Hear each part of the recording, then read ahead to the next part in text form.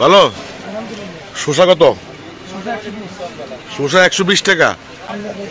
এতদিন কত বেচছো? এতদিন বেচছি আমরা 50 টাকা 40 টাকা কেজি। আর ঈদ উপলক্ষে কত বেচছো? 120, কেউ আবার 200 টাকা বেচছে, আমরা পাই আমরা ছিল না। এমন কেন? এমন কেন? আরে মরিচ মরিচ কাঁচা মরিচ 300 টাকা কেজি।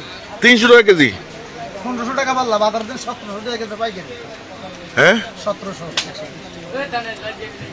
কাঁচামরিচ 300? এত ঝাল বাড়ে গেছে কাঁচামরিচের। খালি আমগো দেখেন সারা দেশে একই অবস্থা। এই কত তালবাইম কত? তালবাইম 80 টাকা। তালবাইম 80 টাকা। ডালে কেজি ছয় কত? ডালি গেছে 100। ডালে কেজি 100। আর কালা বেগুন 60 টাকা। কালা বেগুন 60। আর কি?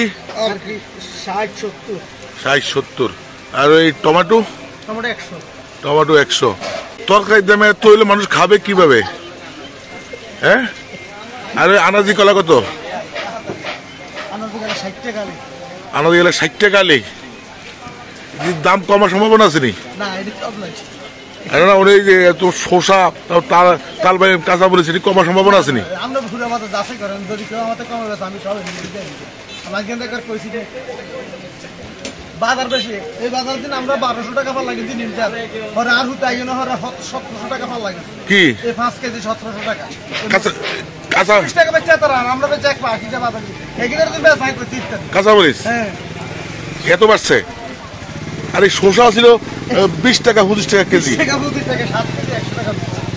এই শসা 200 টাকা হইতে 120 120 হইতে কমবে কবে? আল্লাহ জানে।